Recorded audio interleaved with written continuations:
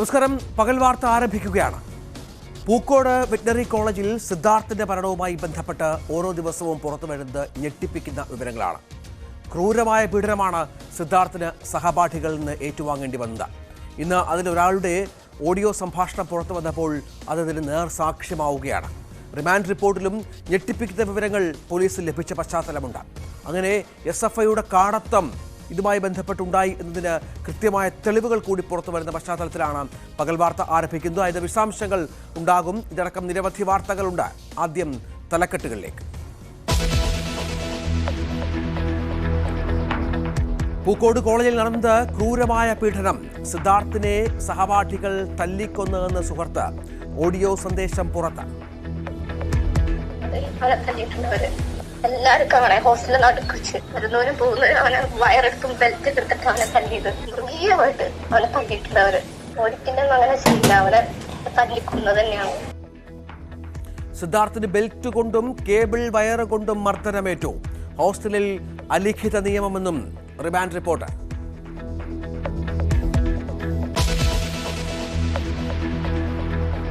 Veterinary സർവകലാശാല ഡീനെതിരെ സിദ്ധാർത്ഥിന്റെ അച്ഛൻ. പറയുന്നതെല്ലാം പച്ചക്കള്ളം. രക്ഷപ്പെടാനുള്ള വഴികൾ തേടുന്നുവെന്നും ജയപ്രകാശ്. ഡീൻ രാവിലെ മാധ്യമങ്ങളോട് പറഞ്ഞത് സിദ്ധാർത്ഥിന്റെ ജീവൻ രക്ഷിക്കാൻ ശ്രമിച്ചുവെന്ന്. മർദ്ദനമേറ്റ കാര്യം സിദ്ധാർത്ഥൻ പറഞ്ഞില്ലെന്നും ന്യായീകരണം. മരണം CBI അന്വേഷിക്കണമെന്ന് പ്രതിപക്ഷ നേതാവ്.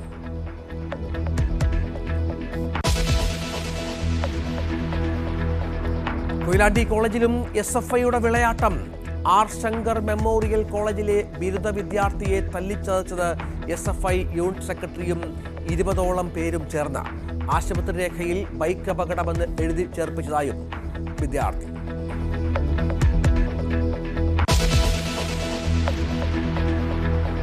PC ജോർജിന് സീറ്റ് നിഷേധിച്ചതിൽ BDJSന് പങ്കില്ലെന്ന് തുഷാർ വെള്ളാപ്പള്ളി. PC-ക്ക് മറുപടി പറയാനില്ലെന്നും തുഷാർ. ജോർജ് പിണക്കത്തിൽ തന്നെ. സീറ്റ് നൽകാത്തതിൽ പ്രതിഷേധം തുടരുന്നു.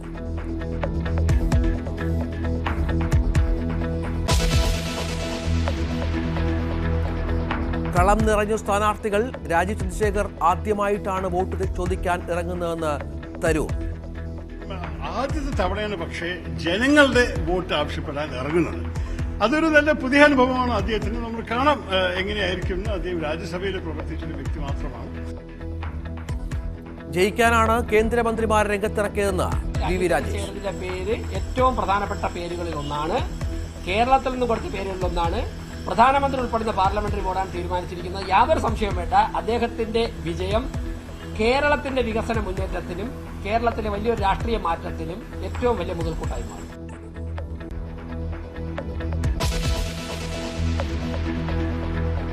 സ്ഥാനാർത്ഥി ചർച്ചകൾക്കായി KPCC അധ്യക്ഷനും പ്രതിപക്ഷ നേതാവും ഇന്ന് ഡൽഹിയിലെത്തും. രാഹുൽ ഗാന്ധി വയനാട്ടിൽ മത്സരിക്കണമെന്ന നിലപാടിൽ കേരള നേതൃത്വം.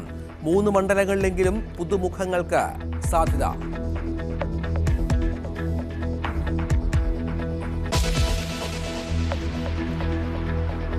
സർക്കാർ ജീവനക്കാരുടെ ശമ്പള പ്രതിസന്ധി തുടരുന്നു. ശമ്പള നിയന്ത്രണം ആലോചനയിൽ. നാളെ നൽകാമെന്ന പ്രതീക്ഷയിൽ ധനവകുപ്പ്.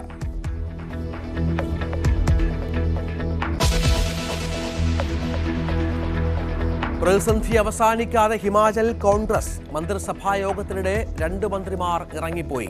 മുഖ്യമന്ത്രി മാറാതെ ഒത്തുതീർപ്പില്ലെന്ന് കൂടുതൽ MLA-മാർ.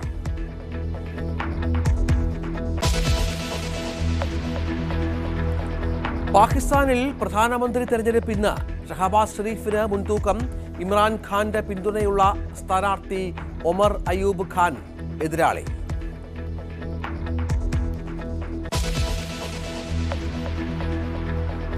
മൂന്നാറിനെ വിറപ്പിച്ച പടയപ്പ ഒടുവിൽ ഇടയ്ക്കും കുട്ടിക്കും ഒപ്പം ചേർന്നു. ദൃശ്യങ്ങൾ News 18.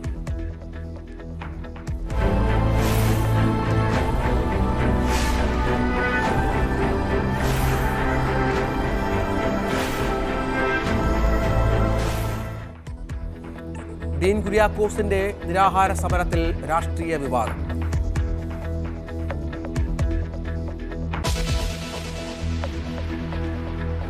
നമുക്ക് സിദ്ധാർത്ഥിന്റെ മരണത്തിലേക്ക് അല്ലെങ്കിൽ കൊലപാതകത്തിലേക്ക് ഒന്ന് പോകണം. വയനാട് പൂക്കോട് സിദ്ധാർത്ഥ് നേരിട്ടത് ക്രൂരമായ പീഡനം എന്ന വിവരങ്ങളാണ് ഇപ്പോൾ പുറത്തു വരുന്നത്. സിദ്ധാർത്ഥിനെ സഹപാഠികൾ തല്ലിക്കൊന്നുവെന്ന് സുഹൃത്തിന്റെ ഓഡിയോ സന്ദേശം പുറത്തുവന്നു. സിദ്ധാർത്ഥിന്റെ ബാച്ചിലുള്ളവർക്കും മരണത്തിൽ പങ്കുണ്ടെന്ന് സുഹൃത്ത് പറയുന്നു. ഓഡിയോ സന്ദേശം കുടുംബം പോലീസിന് കൈമാറി.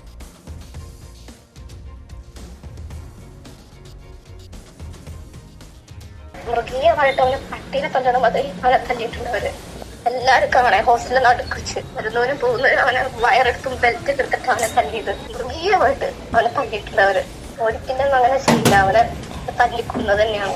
അവന്റെ ബാച്ചിലുള്ളവരും ഇതില് പങ്കുണ്ട്. ഒരാളെ പോലും വെറുതെ വിടരുത് കൊന്നതാ. അവന്മാര് പുറത്ത് നല്ലവരാന്ന് അഭിനയിച്ചവന്മാരുടെ കഴുകന്മാരെ കാണും മോശം ആൾക്കാർ.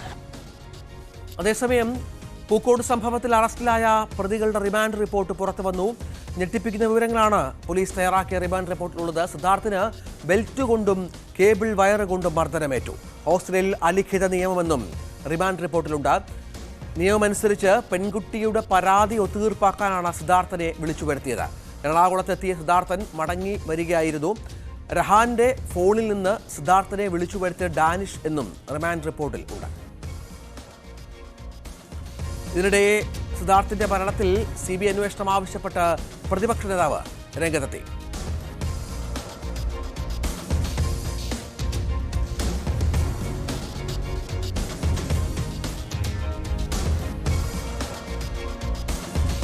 ജിൻസ് തോട്ടുകരയും ഡാൻ കുര്യനും ഏറ്റവും പുതിയ വിവരങ്ങൾ പങ്കുവെക്കും. ജിൻസ്, ഈ ഓഡിയോ സന്ദേശം എന്നത് ഞെട്ടിപ്പിക്കുന്ന ഒരു കാര്യമാണ്. കാരണം കരഞ്ഞുകൊണ്ടാണ് ആ കുട്ടി ആ ക്രൂര പീഡനം വിവരിക്കുന്നത്. മറ്റൊന്ന് റിമാൻഡ് റിപ്പോർട്ടാണ്. കൃത്യമായി തന്നെ പോലീസ് അത് രേഖപ്പെടുത്തിയിരിക്കുന്നു. അലിഖിത നിയമമുണ്ട്, അതനുസരിച്ച് വിചാരണ കോടതികളുണ്ട്. അവിടെ വിചാരണ നടത്തുമ്പോഴാണ് ഇത്ര വലിയ മർദ്ദനമേൽക്കുന്ന സിദ്ധാർത്ഥിന്. ചുമത്തിയ ദുർബല വകുപ്പുകൾ എന്ന ആരോപണവുമുണ്ട്. എന്താണ് ഏറ്റവും പുതിയ അന്വേഷണ വിവരങ്ങൾ? രഞ്ജിത്തെ, തുടക്കം മുതൽ ഈ കുടുംബം പറഞ്ഞതുപോലെ തന്നെ ക്രൂരമായ മർദ്ദനത്തിനിരയാവുകയും കൂട്ടവിചാരണ നടത്തുകയും ചെയ്തു എന്നുള്ളതിന്റെ തെളിവുകളാണ് ഇന്ന് പുറത്തു വരുന്നത്. ഈ സിദ്ധാർത്ഥിന്റെ മരണവുമായി ബന്ധപ്പെട്ടുകൊണ്ട് സുഹൃത്തിന്റെ ഓഡിയോ പുറത്തു വന്നിരുന്നു. ഈ സന്ദേശം കുടുംബമായിരുന്നു പുറത്തുവിട്ടത്. സിദ്ധാർത്ഥിനെ തല്ലിക്കൊന്നതാണ് എന്നുള്ളതാണ് ഈ ഓഡിയോയിൽ പറയുന്നത്. മൃഗീകമായി സിദ്ധാർത്ഥിനെ തല്ലി ഹോസ്റ്റലിന്റെ നടുവിൽ വെച്ചായിരുന്നു തല്ലിയത്. ഈ വന്നവരും പോയവരും എല്ലാം തന്നെ ബെൽറ്റ് കൊണ്ടും വയറുകൊണ്ടും അതിക്രൂരമായി തന്നെ മർദ്ദിക്കുകയായിരുന്നു. കഴുകന്മാരെക്കാളും മോശമാണ് ഇവിടുത്തെ ആളുകൾ എന്നാണ് ഈ ഓഡിയോ സന്ദേശത്തിൽ പറയുന്നത്. എന്തായാലും ഈ സുഹൃത്തിന്റെ ഓഡിയോ സന്ദേശം പോലീസിന് കൈമാറിയിട്ടുണ്ട് എന്നാണ് കുടുംബം പറയുന്നത്. അതേസമയം തന്നെ സിദ്ധാർത്ഥിന്റെ മരണത്തിന് ഉത്തരവാദികളായവർക്കെതിരെ കൊലക്കുറ്റം ചുമത്തണമെന്നാണ് ഈ സിദ്ധാർത്ഥിന്റെ പിതാവ് പറയുന്നത്. എന്തായാലും ഇന്ന് ഈ സംഭവവുമായി ബന്ധപ്പെട്ടുകൊണ്ട് റിമാൻഡ് റിപ്പോർട്ടും പുറത്തു വന്നിട്ടുണ്ട്. മെൻസ് ഹോസ്റ്റലിൽ അലിഖിത നിയമം ഉണ്ടായിരുന്നു എന്നുള്ളതാണ് ഈ റിപ്പോർട്ടിൽ പ്രധാനമായും പറയുന്നത്. ഈ നിയമം അനുസരിച്ചായിരുന്നു ആൾക്കൂട്ട വിചാരണയിൽ ഈ സിദ്ധാർത്ഥിനെ അതിക്രൂരമായി മർദ്ദിച്ചത് എന്നുള്ളതാണ് റിമാൻഡ് റിപ്പോർട്ടിൽ പറയുന്നത്. ഈ സിദ്ധാർത്ഥിനെതിരെ ഒരു പെൺകുട്ടി പരാതി നൽകിയിരുന്നു. ഈ പരാതി ഒത്തുതീർപ്പാക്കാനായിരുന്നു എറണാകുളത്ത് നിന്നും ഈ സിദ്ധാർത്ഥിനെ വിളിച്ചു വരുത്തിയത്. നിയമ നടപടിയുമായി മുന്നോട്ട് പോയാൽ പോലീസ് കേസാകുമെന്ന് ഭീഷണിപ്പെടുത്തി വിളിച്ചു വരുത്തിയതായിരുന്നു ഈ സിദ്ധാർത്ഥിനെ. അതിനുശേഷം ക്രൂരമായി മർദ്ദിക്കുകയായിരുന്നു. ക്രൂരമായ മർദ്ദനത്തിനും ഇരയായിട്ടുണ്ട് എന്നുള്ളതാണ് പറയുന്നത്. ബെൽറ്റ് കൊണ്ടും കേബിൾ എന്നിവ കൊണ്ട് ക്രൂരമായി മർദ്ദിക്കുകയും കാലുകൊണ്ട് തൊഴിക്കുകയും ചെയ്തു. ഈ മർദ്ദന സമയത്ത് അടിവസ്ത്രം മാത്രമാണ് ധരിച്ചിരുന്നത്. രാത്രി 9 മണി മുതൽ പുലർച്ചെ 2 മണി വരെ ക്രൂരമായ മർദ്ദനം തുടർന്നു എന്നുള്ളതും ഈ പോലീസ് കോടതി നൽകിയ റിമാൻഡ് റിപ്പോർട്ടിൽ പറയുന്നുണ്ട്. ഈ 15-ാം തീയതിയും സിദ്ധാർത്ഥ് മടങ്ങി വന്നതിന് ശേഷവും വീണ്ടും ഈ കേസ് ഒത്തുതീർപ്പാക്കണമെന്ന് ആവശ്യപ്പെട്ടുകൊണ്ട് വീണ്ടും വിളിച്ചു വരുത്തുകയും അതിക്രൂരമായി അന്ന് രാത്രിയിലും ഈ മർദ്ദനം തുടർന്നിരുന്നു. ഈ ക്യാമ്പസിലെ വിവിധ സ്ഥലങ്ങളിൽ ഈ സിദ്ധാർത്ഥിനെ പ്രതികൾ ക്രൂരമായി മർദ്ദിച്ചു. അതിനുശേഷം വീണ്ടും തിരികെ എത്തിച്ചു. ഈ ഹോസ്റ്റലിൽ ഇന്നലെ നമ്മൾ കണ്ടിരുന്ന 21-ാം നമ്പർ ഈ മുറിയിൽ വെച്ച് മർദ്ദനം പിന്നെയും തുടർന്നു. അതിനുശേഷം ഈ വീണ്ടും ഹോസ്റ്റലിലെ നടുമുറ്റത്തെത്തിക്കുകയും വിവസ്ത്രനാക്കിയ ശേഷം വീണ്ടും ഈ പ്രതികൾ മർദ്ദിക്കുകയുമായിരുന്നു. അതിനുശേഷമാണ് ഈ പുലർച്ചെ 17-ാം തീയതി പുലർച്ചെ 2 മണി വരെ മർദ്ദനം തുടർന്നത്. ഈ മരണമല്ലാതെ മറ്റൊരു സാഹചര്യമില്ലാത്ത നിലയിലേക്ക് ഈ പ്രതികൾ കാര്യങ്ങൾ എത്തിച്ചു എന്നാണ് ഈ റിമാൻഡ് റിപ്പോർട്ടിൽ പറയുന്നത്. എന്തായാലും ഈ പ്രതികൾക്കെതിരെ കൊലക്കുറ്റത്തിന് കേസെടുക്കണം എന്നുള്ളതാണ് ഇപ്പോൾ കുടുംബം ആവശ്യപ്പെടുന്നത്. ഈ പ്രതികളെല്ലാം പോലീസിന്റെ പിടിയിലായി കഴിഞ്ഞു ജിൻസ്. ഒപ്പം ഈ തെളിവെടുപ്പ് അടക്കം ഇന്നുണ്ടാകുമെന്ന പ്രതീക്ഷകളുമുണ്ട്. തെളിവെടുപ്പ് നടക്കണം, ഈ സ്ഥലങ്ങളിൽ എത്തിക്കണം, കോടതിയിൽ ഹാജരാക്കണം. ഏതായാലും പരമാവധി കുറ്റങ്ങൾ, ചില ദുർബല വകുപ്പുകൾ ചുമത്തിയെന്ന ആക്ഷേപം നിൽക്കുമ്പോൾ പോലും റിമാൻഡ് റിപ്പോർട്ടിൽ കാര്യമായി തന്നെ പോലീസ് വ്യക്തമാക്കിയിട്ടുണ്ട് എന്താണ് നടന്നതെന്ന്. അത് കേസിന്റെ ഗൗരവ സ്വഭാവം കൂടുന്നുണ്ടല്ലോ. തീർച്ചയായും ഇപ്പോൾ 18 പേരാണ് പിടിയിലായിരിക്കുന്നത്. കേസന്വേഷണത്തിന്റെ ആദ്യഘട്ടം പൂർത്തിയായിരിക്കുകയാണ്. ഇതിൽ ആദ്യം അറസ്റ്റ് ചെയ്ത 6 പേരെയാണ് തിങ്കളാഴ്ച വരെ കോടതി പോലീസ് കസ്റ്റഡിയിൽ വിട്ടിരിക്കുന്നത്. ഇവർക്കെതിരെ ആത്മഹത്യ, പ്രേരണ കുറ്റം, മാരകായുധങ്ങൾ ഉപയോഗിച്ച് ആക്രമിക്കൽ, അന്യായമായി തടഞ്ഞുവെക്കൽ, ഈ കുറ്റങ്ങൾക്കൊപ്പം റാഗിംഗ് നിരോധന നിയമപ്രകാരവുമാണ് കേസെടുത്തിരിക്കുന്നത്. അതേസമയം തന്നെ ഈ പ്രതികൾക്കെതിരെ ക്രിമിനൽ ഗൂഢാലോചന കുറ്റവും ചുമത്തും എന്നുള്ളതാണ് നിലവിൽ അറിയാൻ കഴിഞ്ഞിട്ടുള്ളത്. അതേസമയം തന്നെ ഈ ഇതിൽ വേറെ പ്രതികൾ ഉണ്ടോ എന്നും പോലീസ് പരിശോധിക്കുന്നുണ്ട്. ഈ പ്രതിപട്ടിക നേരത്തെ ഉയരുമെന്ന് നേരത്തെ പോലീസ് അറിയിച്ചിരുന്നു. അതേ സാഹചര്യത്തിൽ തന്നെ ഈ കസ്റ്റഡിയിലായിരിക്കുന്ന പ്രതികളെ ഈ സംഭവ സ്ഥലത്ത് എത്തിച്ച് തെളിവെടുപ്പ് നടത്തുകയും ചെയ്യും എന്നുള്ള കാര്യവും അറിയിച്ചിട്ടുണ്ട്. രഞ്ജിത്ത്, ജിൻസാണ് വിവരങ്ങൾ പങ്കുവച്ചത്. ഏതായാലും ക്രൂരമായ പീഡനം ഏറ്റുവാങ്ങി സിദ്ധാർത്ഥ് എന്നുള്ളതാണ് ഏറ്റവും നിർണായകമായ കാര്യം. കാരണം അത്രത്തോളം പീഡനങ്ങൾക്ക് ശേഷമാണ് ആ കുട്ടി ആത്മഹത്യ ചെയ്യേണ്ട ഒരു സാഹചര്യത്തിലേക്ക് വന്നത്. കൊലപാതകമെന്ന് തന്നെ ഇതിനെ വിശേഷിപ്പിക്കുകയും വേണം. ഒപ്പം ഇപ്പോൾ ഇന്ന് CBI അന്വേഷണം ആവശ്യപ്പെട്ടിട്ടുണ്ട് പ്രതിപക്ഷം. നമുക്ക് ഡാൻ കുര്യനിലേക്ക് കൂടി ഒന്ന് പോകണം. ഡാൻ, ഇത് SFIക്കെതിരെയുള്ള വലിയ തെളിവായി മാറുകയാണ്, വലിയ സംഭവവികാസങ്ങളായി മാറുന്നൊരു പശ്ചാത്തലമുണ്ട്. നമ്മൾ ചേർത്ത് വായിക്കണം. കാരണം പുതിയ സംഭവങ്ങൾ പുറത്തു വരുന്നുണ്ട്. SFIയുടെ ക്രൂരപീഡനവുമായി ബന്ധപ്പെട്ട് ഈ പ്രതിപക്ഷം ഇന്ന് CBI അന്വേഷണം ആവശ്യപ്പെട്ട പശ്ചാത്തലം കൂടി ഇതിനോട് ചേർക്കുമ്പോൾ പ്രക്ഷോഭങ്ങൾ SFIക്കെതിരെ ശക്തമാകുമെന്ന് പ്രതീക്ഷിക്കണം. ഒപ്പം ഗവർണറുടെ നടപടി ഇന്നലെയുണ്ട്. അങ്ങനെ SFIക്കെതിരെയും അടക്കം വലിയ ശക്തമായ നിലപാട് സ്വീകരിക്കുകയാണ് എതിർകക്ഷികൾ. തീർച്ചയായിട്ടും രഞ്ജിത്ത്, കഴിഞ്ഞ ദിവസം പ്രതിപക്ഷ യുവജന സംഘടനകളുടെ നേതൃത്വത്തിൽ തുടക്കമിട്ടിരിക്കുന്ന പ്രതിഷേധ പരിപാടികൾ പുതിയൊരു തലത്തിലേക്ക് കടക്കുകയാണ്. അതിനിടയിലാണ് പ്രതിപക്ഷ നേതാവ് VD സതീശൻ മുഖ്യമന്ത്രി പിണറായി വിജയന് സിദ്ധാർത്ഥിന്റെ മരണവുമായി ബന്ധപ്പെട്ട കേസിന്റെ അന്വേഷണം CBIക്ക് കൈമാറാൻ സംസ്ഥാന സർക്കാർ തയ്യാറാകണമെന്ന ആവശ്യം ഉന്നയിച്ചുകൊണ്ട് ഇന്ന് കത്തയച്ചിരിക്കുന്നത്. അതിൽ പ്രധാനമായി പറയുന്ന കാര്യം SFIയുടെ യൂണിറ്റ് സെക്രട്ടറി അടക്കം യൂണിറ്റ് മെമ്പർമാർ അടക്കം ഉൾപ്പെട്ടവരാണ് സിദ്ധാർത്ഥിനെ ഇത്തരത്തിൽ അതിക്രൂരമായി മർദ്ദിക്കുകയും ആക്രമിക്കുകയും ചെയ്തതെന്ന് കൃത്യമായി മാതാപിതാക്കളടക്കം മൊഴി നൽകിയതിനു ശേഷവും അവർ അത്തരത്തിൽ പരസ്യ പ്രതികരണം നടത്തിയതിനു ശേഷവും അന്വേഷണത്തിന് നേതൃത്വം നൽകുന്ന ഉദ്യോഗസ്ഥൻ ഇതിൽ രാഷ്ട്രീയ ബന്ധമൊന്നുമില്ല എന്ന് പറഞ്ഞത് കൃത്യമായ സ്വാധീനത്തിന് വഴങ്ങിയാണ്.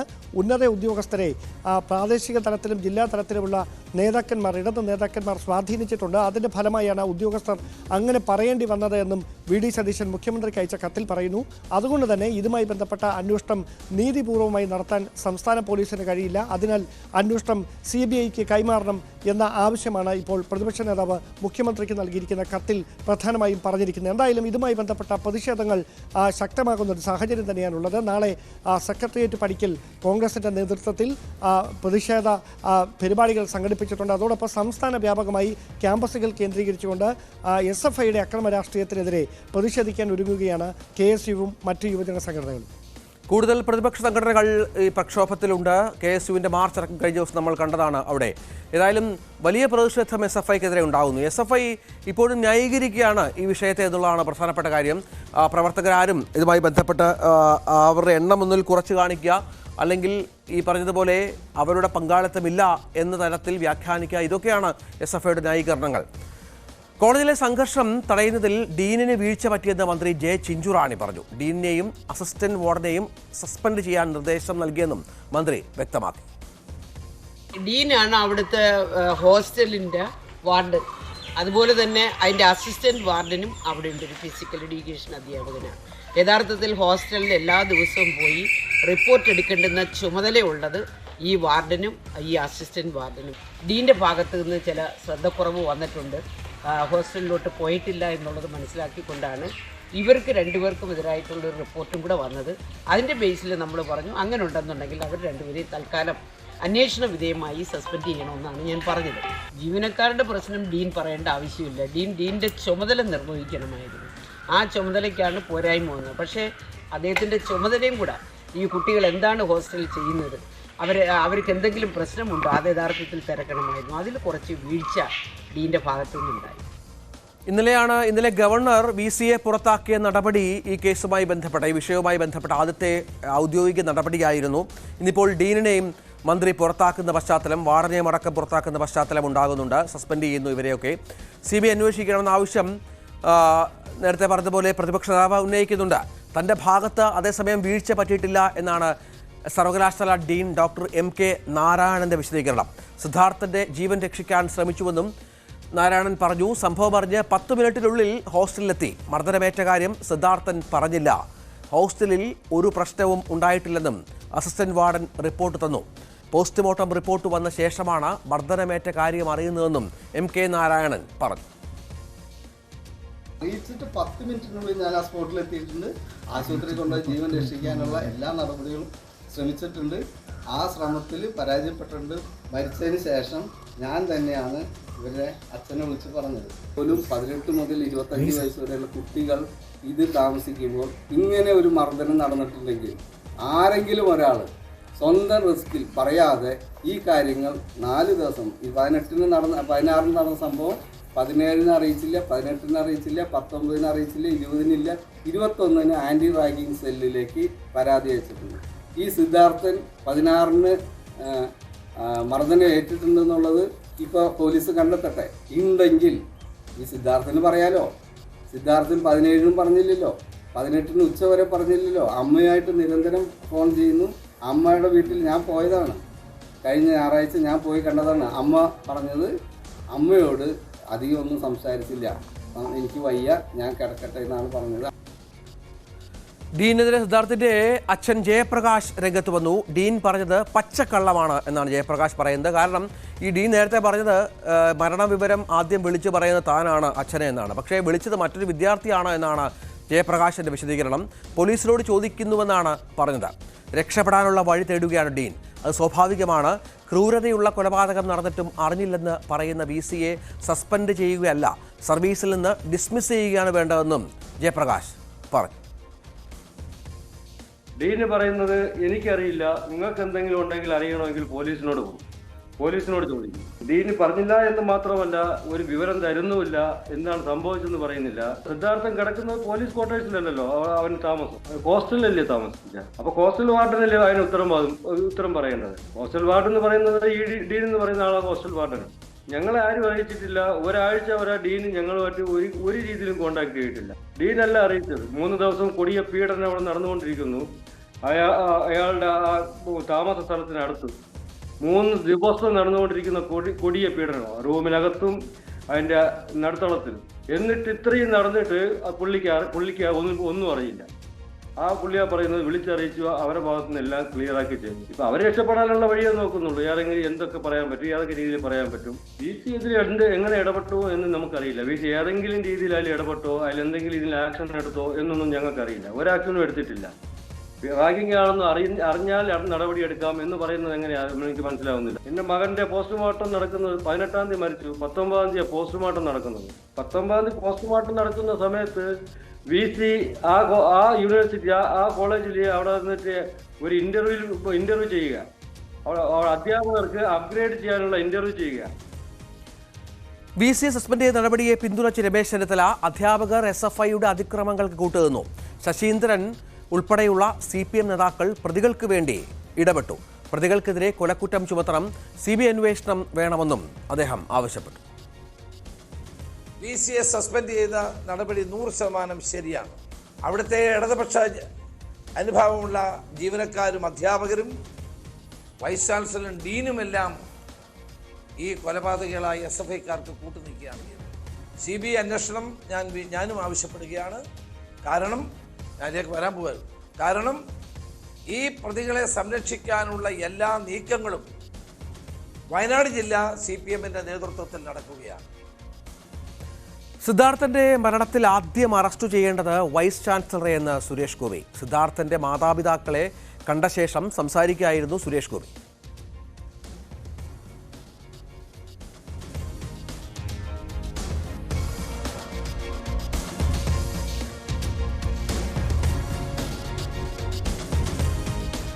ഇന്ന് രാവിലെയാണ് സുരേഷ് ഗോപി സിദ്ധാർത്ഥന്റെ വീട്ടിലെത്തി മാതാപിതാക്കളെ സന്ദർശിച്ചത്. ശക്തമായ നടപടി വേണം, നടന്ന ക്രൂരമായ കൊലപാതകമെന്നാണ് സുരേഷ് ഗോപി പറഞ്ഞത്. മാധ്യമങ്ങളുള്ളതിന് ശേഷം മാതാപിതാക്കളെ ആശ്വസിപ്പിച്ച ശേഷം അദ്ദേഹം മടങ്ങുകയായിരുന്നു. സിദ്ധാർത്ഥന്റെ മരണത്തിൽ സത്യാവസ്ഥ കണ്ടെത്തണമെന്നാണ് അദ്ദേഹം ആവശ്യപ്പെട്ടത്. അതിക്രൂരമായി ശിക്ഷിക്കപ്പെടണം എന്ന് മാത്രമേ പറയാനൂ. അവരുടെയൊക്കെ അച്ഛനമ്മമാരെ ഓർത്തും ദുഃഖിക്കാൻ മാത്രമേ നമുക്ക് സാധിക്കൂ. ആ അച്ഛനമ്മമാരെന്തോ തെറ്റ് ചെയ്തിട്ടാണല്ലേ. എല്ലായിടത്തും പോയി പറയുന്നത് ഇനി ഒരു കുഞ്ഞിന് ഇത് സംഭവിക്കരുത്, ഒരു കുടുംബത്തിനും ഇങ്ങനെ ഒരു വേദന അനുഭവിക്കേണ്ടി വരരുതെന്ന് നമ്മൾ എല്ലായിടത്തു നിന്നും കേൾക്കുന്നതുമാണ്, നമ്മളും പോയി പറഞ്ഞുകൊണ്ടേയിരിക്കുന്ന കാര്യമാണ്. അതിന് രാഷ്ട്രീയ വ്യത്യാസമോ മറ്റ് ഒരു മതിൽക്കെട്ടുകളും കണ്ടിട്ടില്ല. പക്ഷെ എന്നിട്ടും പിന്നെയും സംസാരിക്കുന്നുണ്ടെങ്കിൽ വലിയ ച്യൂതികളും ശോഷണങ്ങളുമൊക്കെ സംഭവിച്ചിട്ടുണ്ടെങ്കിൽ തിരുത്താൻ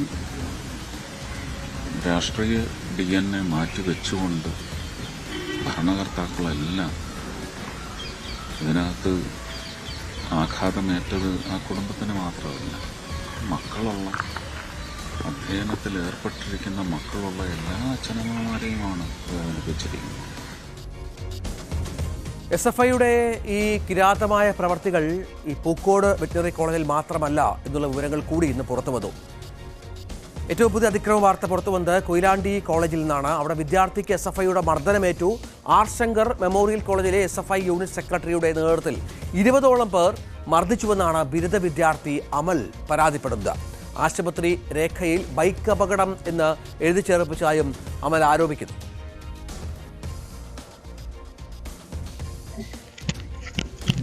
വെള്ളിയാഴ്ച ഉച്ചയ്ക്ക് എന്റെ ക്ലാസ്മേറ്റ് അഭയ് കൃഷ്ണ അവൻ എന്നെ വിളിച്ച് കൊണ്ടുപോകാൻ ഉണ്ടായത്.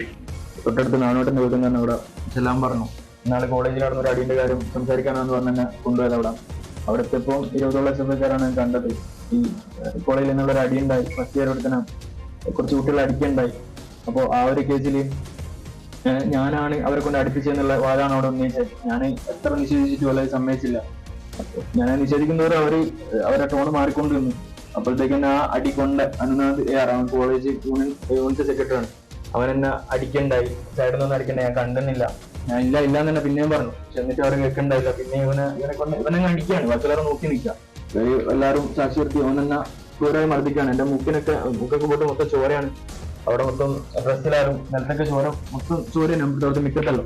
എന്നിട്ട് അതിനുശേഷമാണ് എന്നെ ഹോസ്പിറ്റലിൽ വരെ പ്രവേശിപ്പിച്ചത്. ഹോസ്പിറ്റലിൽ പോയപ്പോഴും ഒരു ബസ്സിൽ തന്നെ കയറി വന്നിട്ട് പറഞ്ഞു ആക്സിഡന്റ് ആണ് കേസ്. എനിക്ക് ബോധ്യമില്ല. എൻ്റെ കൂടെയുള്ള ഫ്രണ്ട്സ് ആയാലും അവരെ പേടിച്ചിട്ട് ആക്സിഡന്റ് എന്നുള്ള നില തന്നെയാണ്. MS സനീഷ് കുമാർ വിവരങ്ങൾ പങ്കുവെക്കുന്നു. അനീഷ്, ഈ പൂക്കോട്ടെ മർദ്ദനത്തിന്റെ ഞെട്ടൽ നമ്മൾ മലയാളികൾക്ക് മാറിയിട്ടില്ല. ഇപ്പോഴാണ് അമലിന്റെ കാര്യവും പുറത്തു വരുന്നത്. എന്താണ് അമലിന് സംഭവിച്ചത്? അമൽ ഇത്ര അധികം പീഡനം ഏൽക്കാനിടയായ സംഭവം എന്താണ്? തീർച്ചയായും പൂക്കോട്ട് സംഭവത്തിൻ്റെ ഒരു ഞെട്ടൽ മാറുന്നതിന് മുമ്പ് തന്നെയാണ് മറ്റൊരു ക്യാമ്പസിൽ നിന്ന് തന്നെ സമാനമായ രീതിയിലുള്ള മറ്റൊരു പരാതി ഉയർന്നിരിക്കുന്നത്. എന്തായാലും അതിക്രൂരമായ പീഡനം അല്ലെങ്കിൽ ശാരീരികമായ മർദ്ദനം അമലിനെ ഏൽപ്പിച്ചു എന്നാണ് അമൽ തന്നെ പറയുന്നത്. നമുക്ക് അമലിനോട് തന്നെ കാര്യങ്ങൾ ചോദിക്കാം. എന്താണ് കാര്യങ്ങൾ വിശദമായി സംഭവിച്ചതെന്നതിനെക്കുറിച്ച് ചോദിക്കാം. അമലെ, എന്താണ് ശരിക്കും കഴിഞ്ഞ ദിവസങ്ങളിലായി ഉണ്ടായത്? എങ്ങനെയാണ് ഈ പരിക്കുകൾ പറ്റിയത്? എൻ്റെ ക്ലാസ്മേറ്റ് അഭയ് കൃഷ്ണ, അവന് കോളേജ് ചെയർമാനാണ്. അവന് തൊട്ടടുത്തുള്ള വീട്ടിൽ വിളിച്ചു വരുത്തിയതാണ്. അപ്പോൾ അവിടെ പോയി അവിടുന്ന് സംസാരിക്കുന്നതിൻ്റെ ഇടയിൽ ഇന്നാൾ നടന്നൊരു അടീൻ്റെ കാര്യം എൻ്റെ തലയിലിടാനുള്ള നിലവല്ല പറഞ്ഞത്. ഫസ്റ്റ് ഇയർ തന്നെ അടിച്ചിന് റാങ്കിൻ്റെ കയ്യിൽ ഒരു കേസൊക്കെ ഉണ്ട്. അപ്പോൾ അത് സെക്കൻഡ് ഇയേഴ്സ് കുട്ടികൾ അടിച്ചത്. അപ്പോൾ അടിച്ചത് ഞാൻ പറഞ്ഞാന്നാണ് ഓൻ പറയുന്നത്. നല്ല പാർട്ടിക്കാരൊക്കെ പറയുന്നത്. ഞങ്ങൾ ഈ വീട്ടിലേക്ക് പോയ സമയത്ത് കോളേജിൻ്റെ പരിസരത്തുള്ള വീട് അവിടത്തേക്ക് പോകുമ്പോഴത്തേക്ക് 10 രൂപയോളം പാർട്ടിക്കാരാണ് കാണുന്നത്. പുറത്തുള്ള ആൾക്കാരും ഇവരൊക്കെ ഉണ്ട്. ഇവരത് എൻ്റെ മേത്ത് കുറ്റം ഇടാൻ നോക്കുമ്പോൾ ഞാൻ നിഷേധിച്ചു. ഞാൻ പറഞ്ഞു ഞാനില്ല എന്ന് തന്നെയാണ് പറഞ്ഞത്. എന്നെ അടിക്കുന്ന സമയത്ത് അവിടെ ഇല്ല, അത് ഞാനൊരു ബന്ധമില്ല എന്നൊക്കെ പറഞ്ഞു. പക്ഷെ വല്ലത് എടുക്കുന്നില്ല. എന്നിട്ട് അടി കൊണ്ട അവന് യൂണിറ്റ് സെക്രട്ടറിയാണ് കോളേജത്തെ. അവൻ എന്നെ യൂണിറ്റ് സെക്രട്ടറിക്കാണ് അടി കൊണ്ടത്. അവനാണ് അടി കൊണ്ടത്. അത് ഫസ്റ്റ് ഇയറാണ്. അത് കഴിഞ്ഞ രണ്ടാഴ്ച മുന്നേ ഉള്ളതാണ്. അതിനുള്ള അടിച്ച കുട്ടികളൊക്കെ പോലീസ് സ്റ്റേഷനിൽ പോവുകയും ചെയ്തു. കേസൊക്കെ ഉണ്ട്, അതൊക്കെ ഉണ്ട്. ഞാനതിലൊന്നുമില്ല. എന്നിട്ട് ഞാൻ കാരണമാണ് എന്നുള്ളൊരു കാര്യം വരുത്തി തിരുത്തി. ഇവൻ എൻ്റെ കൂടെയുള്ള എന്തോ പേഴ്സണൽ പ്രശ്നം കൊണ്ട് പാർട്ടിക്കാരെ ഒത്തുപിടിച്ച് ഓരൊക്കെ അവൻ്റെ ഒപ്പം നിൽക്കുകയും ചെയ്തു. എന്നിട്ട് ഓരെല്ലാവരെയും മുന്നിലിട്ടിട്ട് ഓൻ എന്നെ അടിക്കുകയുണ്ടായ. ഓരൊന്നും പിടിച്ചേക്കും കൂടി ഉണ്ടായില്ല. ക്രൂരായിട്ട് മർദ്ദിച്ചിട്ടുണ്ടായി. നമുക്കൊന്നും അതിനൊക്കെ ചോര വന്ന്. എന്നിട്ട് ഹോസ്പിറ്റലിലും കൂടി പോകണ്ടെന്നുള്ളൊരു ഇതിലാണ് നിൽപ്പിച്ചത്. എന്നോട് പറഞ്ഞ് തീർത്തിട്ട് പോയാൽ മതി എന്ന് പറഞ്ഞു. എന്നിട്ട് എൻ്റെ ഫ്രണ്ട്സാണ് ഹോസ്പിറ്റലിൽ കൊണ്ടുപോയാരോ ഇവർ ചാടിക്കയറി പറഞ്ഞു ആക്സിഡൻ്റാണ് കേസ്, ഇതിൻ്റെ കാര്യമൊന്നും പറയാൻ പറ്റില്ല. എനിക്ക് അപ്പോഴത്തെ ബോധമൊന്നുമില്ല. എൻ്റെ ഫ്രണ്ട്സ് വൈകരിയിൽ തന്നെ അങ്ങ് എടുത്ത് ആക്സിഡൻ്റാന്ന് പറഞ്ഞു. അതിനുശേഷം പിന്നെ മെഡിക്കൽ കോളേജിൽ പോയി. മെഡിക്കൽ കോളേജിലും അവിടെ നിന്നപ്പോഴത്തേന് വീട്ടിലിറങ്ങാൻ ഞാൻ ആരെങ്കിലും നിന്നിക്കില്ല. തിരിച്ചെത്തി. പിന്നെ രാത്രി പാർക്കോ പോയി അവിടെ അഡ്മിറ്റ് ആയതാണ് വടകര. പിന്നാണ് ഇന്നലെ പോലീസ് തിരിച്ചെത്തി. ഇതിപ്പം പറയാഞ്ഞത് ഇവരെ ഭയന്നാണോ? 2 ആശുപത്രിയിലും കാര്യം പറഞ്ഞിരുന്നില്ല. ഇല്ല, താലൂക്ക് ഹോസ്പിറ്റലിലും മെഡിക്കൽ കോളേജിലും പറഞ്ഞില്ല. ഇവിടെ നിന്നാണ് സംഭവം പറഞ്ഞത്. പറക്കോലാണ് പറഞ്ഞത്. അത് കഴിഞ്ഞ് വീട്ടിൽ വന്നാണ് കാര്യങ്ങൾ പറയുന്നത്. വീട്ടിൽ ഞാൻ മെഡിക്കൽ കോളേജിലാന്ന് അറിഞ്ഞ ഉടനെ എല്ലാവർക്കും ടെൻഷനായിരുന്നു. അപ്പം ഞാൻ നേരെ വീട്ടിലേക്ക് വന്നതാ. നേരെ എന്തെങ്കിലും പരാതികൾ വല്ലതും കൊടുത്തിരുന്നോ ഈ സംബന്ധിച്ച്? ഈ ആക്രമണം കൊയിലാണ്ടി പോലീസിന് കൊടുത്തിട്ടുണ്ട്, CIക്ക് കൊടുത്തിട്ടുണ്ട്, പിന്നെ കോളേജ് പ്രിൻസിപ്പാളിനും കൊടുത്തിട്ടുണ്ട്. അന്ന് തന്നെ കൊടുത്തിരുന്നോ അതോ ഇല്ല, ഇന്നലെ കൊടുത്തു. ഇതെങ്ങനെ ഈ കോളേജിൽ ഈ SFIക്ക് വലിയ പ്രമാദത്തുള്ള കോളേജാണോ? അവിടെ മറ്റുള്ള ആളുകളൊക്കെ ഉണ്ടാവാറുണ്ടോ? എങ്ങനെയാണ് അവിടെ SFI തന്നെയാണുള്ളൂ, വേറെ അങ്ങനെ പാർട്ടിയൊന്നുമില്ല. SFI മാത്രമേ ഉള്ളൂ.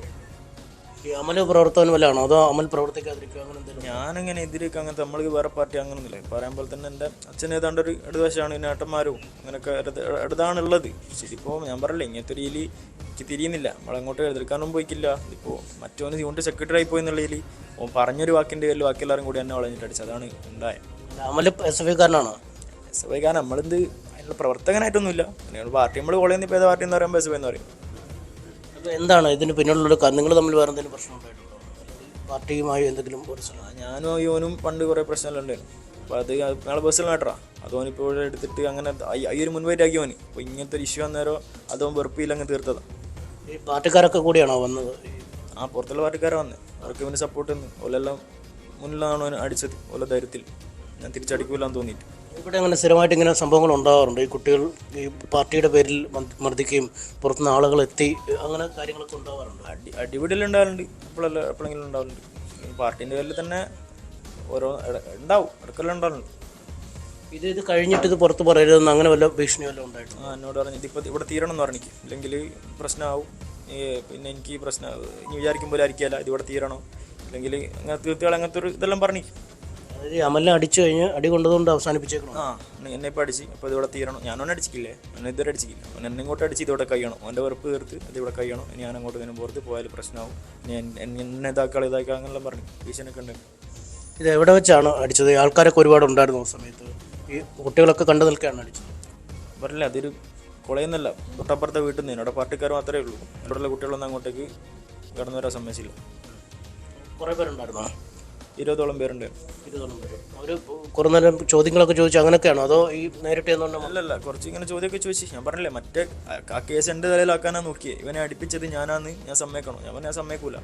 അപ്പം അതിന് സമ്മതിക്കാണ്ട് നിന്നേരാണ് മറ്റവൻ എന്നെ അടിക്കണ്ടേ. ഈ ഇത് നിങ്ങൾ ആദ്യം ഉണ്ടായ സംഘർഷത്തിൻ്റെ അവിടെ ക്യാമറ കാണുമെന്നാണ് നിങ്ങൾ പറയുന്നത് അല്ലേ?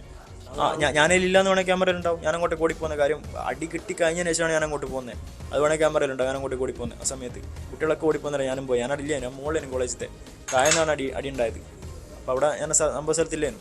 ശിവൻ പറയുന്നത് ഞാൻ അവിടെ ഉണ്ടായിരുന്നു, ഞാനോ നോക്കി ചിരിച്ചിരുന്നല്ലോ. അങ്ങനെയൊക്കെ പറയാൻ ഞാനെന്ത് ചെയ്യാനാ? അങ്ങനെയൊന്നും ഉണ്ടായില്ല. നിങ്ങളുടെ ക്ലാസ്മേറ്റ് തന്നെ അടിക്കാൻ ഉണ്ടായ സമയത്തുണ്ടായിരുന്നു? ക്ലാസ്മേറ്റ് ചെയർമാനാണ്. ഓനാണ് എന്നെ കൂട്ടിക്കൊണ്ടുപോയി വിളിച്ചു വരുത്തിയത്. കൂട്ടിക്കൊണ്ടുപോയിട്ട് മറ്റൊരു അടിച്ചു. ഇയാളും അടിച്ചോ അതോ? ഇല്ലല്ല, ഓൻ മാത്രം. എത്ര പേര് അടിച്ചു? ഓൻ മാത്രം അടിച്ചു, അനുനാഥ് മാത്രം. ബാക്കി എല്ലാവരും അതിന് നിന്നോട് സപ്പോർട്ടായിട്ട് നിന്നോട്. ഞാനൊന്നും തിരിച്ചു ചേർത്ത് എന്നുള്ള രീതിയിൽ ഞാനെന്താ ചിന്തിക്കേണ്ടത്, ബാക്കി എല്ലാവരും എന്നെ അടിക്കും. അതിന് സ്റ്റാൻഡ്.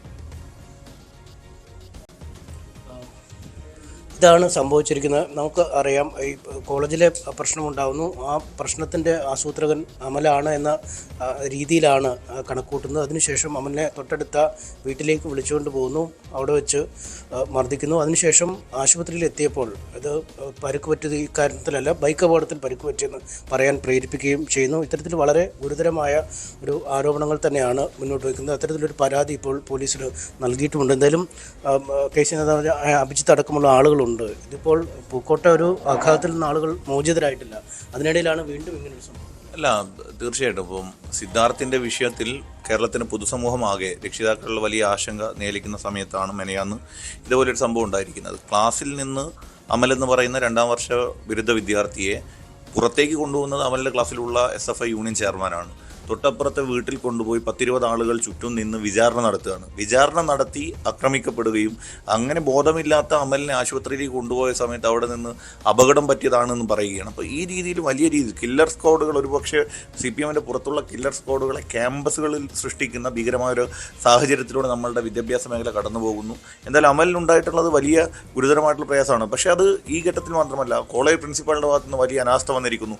മുൻപുണ്ടായിരുന്ന അക്രമ സംഭവവുമായി ബന്ധപ്പെട്ട് അവിടെ മറ്റ് രാഷ്ട്രീയക്കാർ തമ്മിലൊന്നുമല്ല, SFIയുടെ ആളുകൾ ഇയർബേസിലടക്കമുള്ള അക്രമം ഉണ്ടാകുമ്പോൾ അതിൽ ഇടപെടേണ്ട പ്രിൻസിപ്പൾ SFIയുടെ ഭാഗത്ത് നിന്ന് മറ്റ് നടപടികൾ സ്വീകരിക്കാതെ മുന്നോട്ട് പോയി. ഇപ്പോൾ SFI പ്രവർത്തകർ ഭീകരമായി കഴിഞ്ഞ ആഴ്ചയാണ് അവിടെ ഒരു പ്രിൻസിപ്പളിൻ്റെ ഓഫീസിന് മുമ്പിൽ നിന്ന് അടിയുണ്ടാക്കുന്നത്. അവസാനം ആ പ്രിൻസിപ്പൾ പരമാവധി SFIയുടെ സൈഡിൽ നിൽക്കുകയും ഒടുവിൽ ഇവരൊക്കെ ഇപ്പോൾ അന്ന് എനിക്ക് തോന്നുന്നു അമലടക്കമുള്ള പല വിദ്യാർത്ഥികൾ അവിടെ ഉണ്ടായിട്ടുണ്ട്, അവരൊക്കെ നിർബന്ധിച്ചതിന് ശേഷം മാത്രമാണ് പോലീസിനെ വിളിക്കുന്നത്. അപ്പോൾ ഈ അധ്യാപകരുടെ അടക്കം സ്പോൺസർഷിപ്പിലാണ് SFI ക്രിമിനലിസം ക്യാമ്പസിൽ നടത്തുന്നത്. ഇത് ഗുരുതരമായൊരു വിഷയമാണ്. എന്തായാലും RSM കോളേജ്, SNDP കോളേജ്, കൊയിലാണ്ടിയിലടക്കമുള്ള ഇത്തരം പ്രവണതകൾ ഏകപക്ഷീയമായി ഞങ്ങൾക്ക് ഏകാധിപത്യ കോട്ടകൾ സൃഷ്ടിക്കാൻ മറ്റാരും വേണ്ട എന്ന രീതിയിൽ അവർ ഇതിപ്പോൾ അമലൊരു KSUക്കാരനോ അല്ലെങ്കിൽ MSFകാരനോ ഒന്നും അല്ല, ഒരു ഇടതുപക്ഷക്കാരനായിട്ടുള്ള SFIക്കാരനായിട്ടുള്ള ഒരു വിദ്യാർത്ഥി കൂടിയാണ്. ആ അമലിനെയാണ് അവൻ കുറച്ച് ക്യാമ്പസിൽ വലിയ സ്വാധീനമുള്ള ആളാണ് എന്നുള്ള തോന്നൽ ആക്രമിക്കുന്നത്. അപ്പോൾ ഇത് അവസാനിപ്പിക്കേണ്ടത് SFI ആണ്. അതിന് CPMൻ്റെയും അധ്യാപകരുടെയും പിന്തുണയും അവസാനിപ്പിക്കണം. തീർച്ചയായും ക്യാമ്പസിൽ നടക്കുന്ന പ്രശ്നങ്ങൾക്ക് പുറത്തുള്ള പാർട്ടി പ്രവർത്തകരുടെ പിന്തുണ ലഭിക്കുന്നു എന്നാണ് അവിടെ നിന്നും നേരത്തെ ഉണ്ടായ സംഭവങ്ങളും വെളിവാക്കുന്നത്. എന്തായാലും വലിയ പ്രതിഷേധം ഇതിനെതിരെ ഉയർന്നിരിക്കുന്നു. നാളെ കോളേജ് തുറക്കുമ്പോൾ ആ കോളേജിലേക്ക് മാർച്ച് അടക്കമുള്ള കാര്യങ്ങൾ സംഘടിപ്പിക്കാനുള്ള തയ്യാറെടുപ്പിലുമാണ് മറ്റ് വിദ്യാർത്ഥി സംഘടനകൾ. MS സനീഷ് കുമാറാണ് അമലിനൊപ്പം ചേർന്നത്. പൂക്കോട് ശേഷം മറ്റൊരു ക്രൂരമർദ്ദനത്തിൻ്റെ വാർത്തയാണ് അമലിൻ്റെ ഭാഗത്ത് നിന്ന് നമുക്ക് ലഭ്യമാകുന്നത്. തിരഞ്ഞെടുപ്പുമായി ബന്ധപ്പെട്ട വാർത്തകളിലേക്ക് ഒന്ന് പോകണം. പത്തനംതിട്ട സീറ്റിലെ സ്ഥാനാർത്ഥി നിർണയത്തെ ചൊല്ലി NDAയിൽ പഠനപ്പിണക്കം തുടരുന്നു. PC ജോർജിനെതിരെ BJP ദേശീയ അധ്യക്ഷനെ കണ്ട് പരാതി അറിയിക്കാൻ തുഷാർ വെള്ളാപ്പള്ളി ഡൽഹിയിലെത്തി.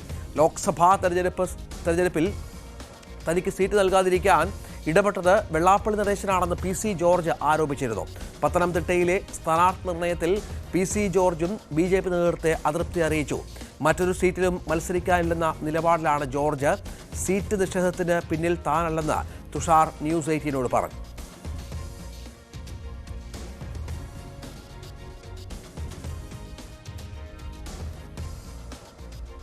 നമ്മൾ പൊളിറ്റിക്കലായിട്ട് പുള്ളിക്കെതിരെ സ്റ്റാൻഡുകൾ എടുക്കുകയോ ഒന്നും ചെയ്തിട്ടോ ഇല്ല. വളരെ വ്യക്തമായിട്ട് പറയുകയും ചെയ്തതാണ്. പുള്ളിയുടെ സ്വതന്ത്രമായ സ്റ്റൈലിൽ ആരെയും ചീത്ത വിളിക്കുക എന്നുള്ള പുള്ളിയുടെ സ്വഭാവമാണല്ലോ. BJPയുടെ സീറ്റുകൾ തീരുമാനിക്കുന്നത് BJP ആണ്. ഏറ്റവും നല്ല കാൻഡിഡേറ്റ്സ് ആരൊക്കെയാണ് ഒരു സ്ഥലത്ത് മനസ്സിലാക്കിക്കൊണ്ട് ഡിക്ലെയർ ചെയ്തിട്ടുള്ളതാണ്. ആ ഡിക്ലെയർ ചെയ്ത എല്ലാ സ്ഥാനാർത്ഥികളെയും നമ്മൾ പരിപൂർണ്ണമായി അംഗീകരിക്കുന്നു. അവർക്ക് വേണ്ട സഹായം ചെയ്തു. VV വിനോദ് വിവരങ്ങൾ പങ്കുവെക്കും. വിനോദ്, PC ജോർജ് ഇന്നലെ മുതൽ തന്നെ തന്റെ പ്രതിഷേധം അറിയിക്കുന്നുണ്ട്, പറയാതെ പറയുന്നുണ്ട്. ഒപ്പം അനിൽ ആന്റണിക്കെതിരെയും ചില വിമർശനങ്ങൾ ഉന്നയിച്ച പശ്ചാത്തലമുണ്ട്. പൂർണ്ണമായും BDJS ആണ് ഇതിന് ഉത്തരവാദികൾ. തുഷാറും വെള്ളാപ്പള്ളിയും ചേർന്നാണ് തന്റെ സ്ഥാനാർത്ഥിത്വം ഇല്ലാതാക്കിയത് എന്ന് പറഞ്ഞു വെക്കുന്നു. PC അനുനയിപ്പിക്കാൻ നീക്കങ്ങൾ നടക്കുന്നുണ്ടോ? പത്തനംതിട്ട സീറ്റ് നഷ്ടമായതിലെ PC ജോർജിന്റെ നീരസം NDAയുടെ പ്രചരണ പ്രവർത്തനങ്ങളിൽ തുടക്കത്തിൽ തന്നെ കല്ലുകടിയാവുകയാണ്. PC ജോർജ് ഏറെ പ്രതീക്ഷിച്ചിരുന്നു സീറ്റ് ലഭിക്കുമെന്ന കാര്യം. എന്നാൽ BDJSന്റെയും പ്രത്യേകിച്ച് വെള്ളാപ്പള്ളി നടേശന്റെയും എതിർപ്പ് ഇതിന് വിലങ്ങുതടിയായി എന്ന് വേണം കരുതാൻ. മാത്രവുമല്ല, ഇന്നലെ സ്ഥാനാർത്ഥി പ്രഖ്യാപനം വന്ന ശേഷം PC ജോർജ് പലതവണയായി വെള്ളാപ്പള്ളിയെയും തുഷാറിനെയും വിമർശിക്കുന്ന നിലയുണ്ടായി. മുഖ്യമന്ത്രി പിണറായി വിജയനെയും അദ്ദേഹം വിമർശിച്ചു. ഈ മൂന്ന് പേരും താൻ സ്ഥാനാർത്ഥിയാകുന്നത് ആഗ്രഹിക്കുന്നില്ല എന്നായിരുന്നു PC ജോർജിൻ്റെ നിലപാട്.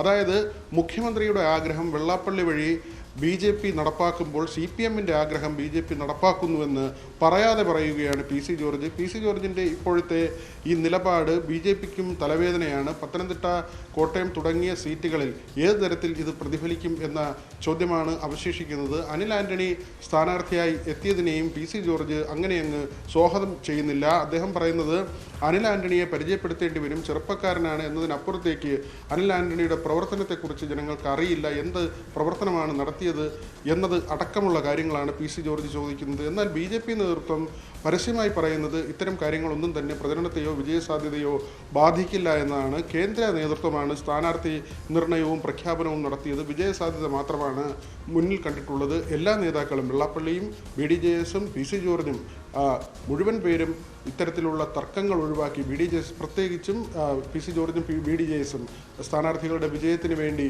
പ്രവർത്തിക്കും എന്ന ഒരു പ്രതീക്ഷ BJP നേതാക്കൾ പങ്കുവയ്ക്കുന്നുണ്ട്. അതേസമയം വെള്ളാപ്പള്ളിയുടെയും തുഷാർ വെള്ളാപ്പള്ളിയുടെയും പ്രതികരണങ്ങളും വന്നു. അതിൽ ഇരുവരും പറയുന്നത് ഇങ്ങനെയാണ്. പ്രത്യേകിച്ച് തുഷാർ പറയുന്നത് PC ജോർജ് സ്വതസിദ്ധമായ രീതിയിലാണ് സംസാരിക്കുന്നത്.